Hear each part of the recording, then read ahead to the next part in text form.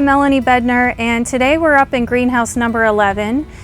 We want to talk to you today about our container gardens. It's one of the things that we love to do the most, and that is one of our specialties here. So I'm with Suzi Bedner, my mother-in-law, and every February and March she plants hundreds of these container gardens for our spring planting. And she's the one that designs them all and takes care of them. So we're going to ask her some questions today to learn a little more about container gardening. So Suzi, what are some of the biggest questions that you get from people about container gardening, would you say? One of the most frequent questions I find is how many plants to place in a container.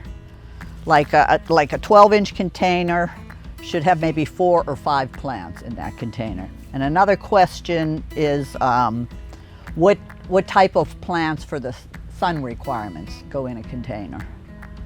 That's one of the biggest. And what are some of the common mistakes that you see people making? Not following the sun requirements of the plant. And the drainage, make sure your container has drainage, adequate drainage at the bottom. And pairing the plants, not shade plants with sun plants. That's one of the biggest ones also. Yeah, so again, paying attention to sun and shade. Right. And then also in the containers, making sure there's a drainage hole, because some of them don't, or they'll have a place where you still have to drill into the bottom of the pot. Right, so, correct. And then otherwise it's just gonna sit too wet and die. Do you have a potting soil that you recommend, that you like the most? Well, I think an all-purpose soil, what we sell in the store, like it's a light soil, it's a Pro Mix it's called, and it's a light soil, a well-drained soil. That's what I would recommend.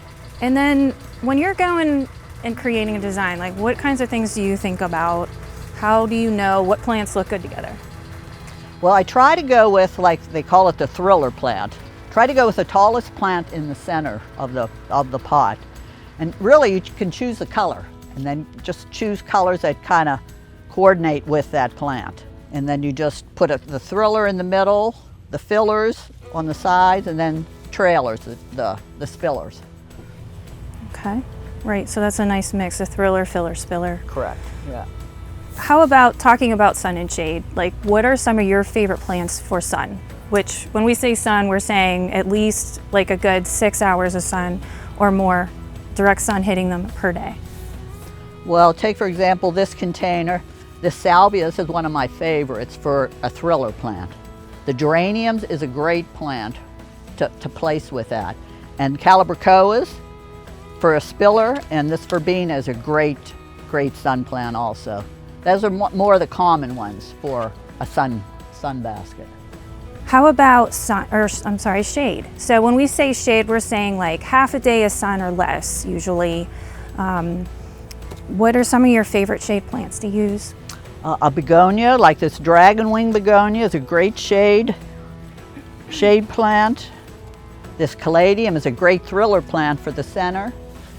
Some of these begonias down here. This is a great plant for the shade. And Tarina is a great plant for like 3 or 4 hours of morning sun. That's what they all prefer. And coleus also, great for the shade, par shade. Okay. What about taking care of them? Like what are your tips for having them last all summer? What should people do? Watering's most important. So water it thoroughly at first, and then kind of feel the soil in the pot. And when it's dry from an inch, when you go down about an inch and it's dry, then it's time to water. But one of the most important things is fertilization, feeding the plant. I recommend once a week up until like July and August, and I would go twice a week on like a soluble fertilizer you mix with water, and you just feed the plant. And that's the biggest thing on containers is fertilization. Yeah, I think people don't realize that. And they do not. Our go-to is Jack's Classic. There's a scoop in the container. Right. It's pretty easy, just one scoop, dump that into your watering can and kind of mix it around, and there you have your water-soluble fertilizer plant food, at least once a week. Once a week, and then once it gets really warm, they get pretty root bound in the container, so I would recommend twice a week. I fertilize mine quite frequently, just to keep them flowering. Well, thank you, Suzi, for all these tips and tricks for container gardening.